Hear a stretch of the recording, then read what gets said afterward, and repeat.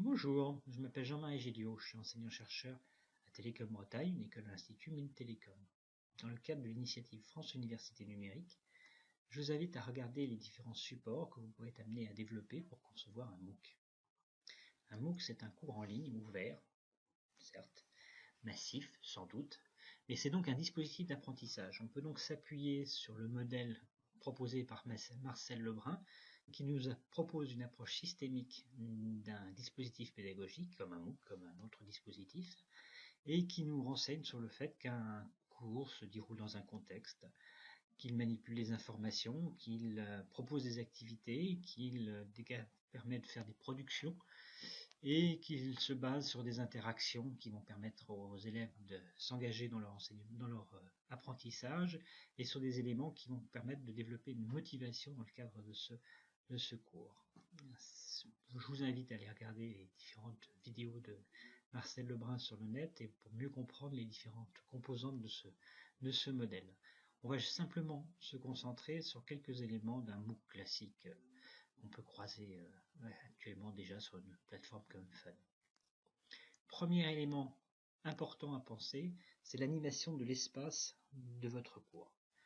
Votre cours est nouveau pour vos étudiants, pour les participants qui vont s'inscrire à ce MOOC, et donc il va leur falloir leur laisser le temps de s'approprier ce cours, leur laisser le temps de s'approprier l'espace et les différents modes d'interaction, les différentes activités que vous allez leur proposer. Donc il va falloir passer un petit peu de temps, leur envoyer des messages de bienvenue, de leur proposer une présentation du cours, des attendus du cours, de la manière dont va se dérouler le cours, peut-être les inviter à se présenter au travers d'un fil de présentation pour que les conversations puissent mieux se dérouler ensuite.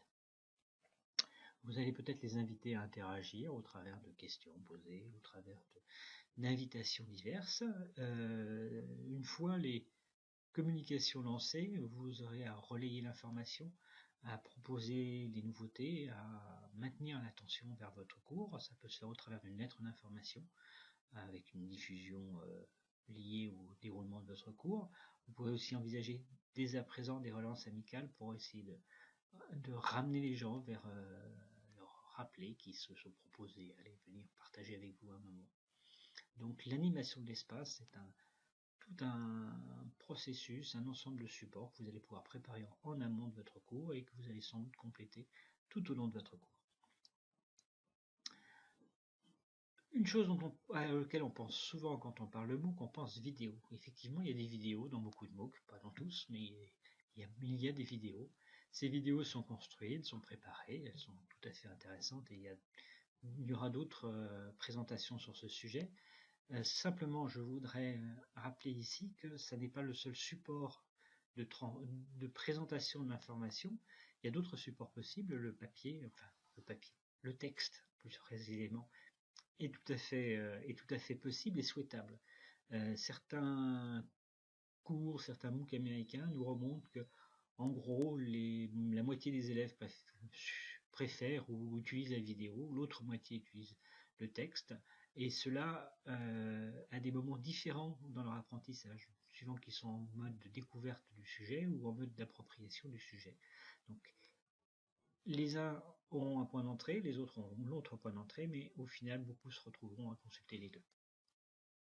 Vos supports sont ceux que vous proposez, mais le thème, le sujet que vous proposez est sûrement traité par ailleurs et trouve des compléments sur Internet. Vous pouvez tout à fait organiser votre cours de manière à ce qu'il y ait une analyse critique, une recherche de sources ou de ressources complémentaires à ce que vous proposez. Et ça peut donner une vie beaucoup plus intéressante à votre cours. De toute façon, on a tous l'habitude de proposer des ressources complémentaires. Là, simplement, la communauté pourra aussi compléter nos ressources complémentaires.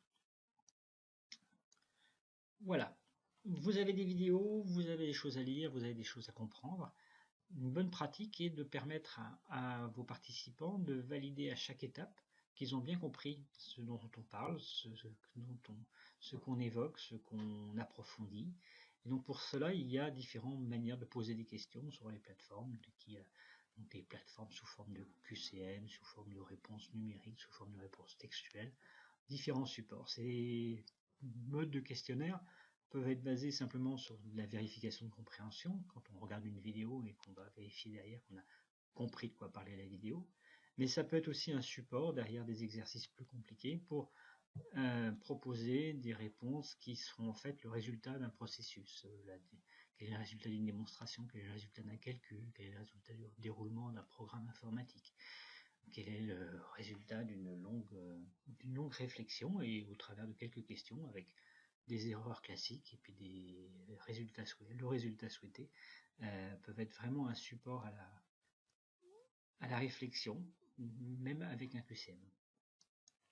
Autre pratique répandue sur les MOOC, la mise en place d'évaluations entre pairs, d'échanges entre pairs. Beaucoup d'évaluations, mais ça n'est pas forcément en mode évaluation, on peut être en mode d'échange.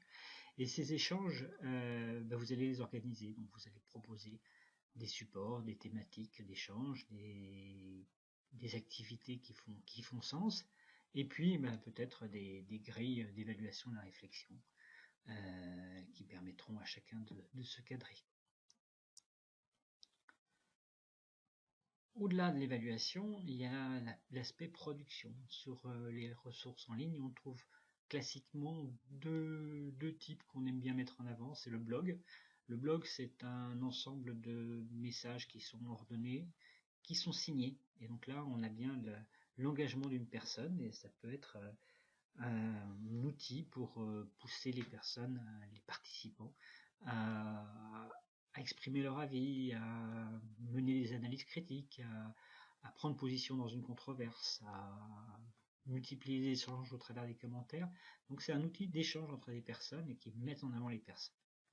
A contrario, les outils de type wiki ou de type éditeur collaboratif permettent de construire un document qui est une synthèse des participants. Et donc là, on a quelque part le contenu qui prend le pas sur l'identité, au contraire du cas précédent. Le forum étant plutôt quelque chose proche du blog que du wiki. Voilà. En tout cas, toutes ces activités, tous ces outils se font au travers d'une activité que vous allez définir. Donc ça peut être une analyse critique, ça peut être une construction d'un support consensuel. Vous choisirez, suivant votre cours, la thématique de votre cours, ce qui peut vous intéresser. Mais c'est bien l'activité qui va dicter l'outil. Dernier point sur un cours en ligne, puisque nos participants sont en ligne, qu'ils travaillent de manière asynchrone par rapport à tous les outils qu'on a vus jusqu'à présent, on peut vouloir mettre quelques points synchrones dans un cours, soit parce que ça rythme le cours, soit parce que ça permet aux gens de poser des questions, soit parce que ça crée un événement et donc ça crée du lien entre les personnes. Et pour ça, vous avez des outils sur le net qui sont disponibles, qui sont bien utiles pour pouvoir faire des réunions synchrones. Les deux exemples ici sont le Google Hangout, qui est un outil gratuit de chez Google, ou à droite un outil qui s'appelle Adobe Connect, qui est pratique pour pouvoir créer des classes virtuelles. Il existe d'autres outils. Vous trouverez sans doute dans votre environnement l'outil qui vous conviendra.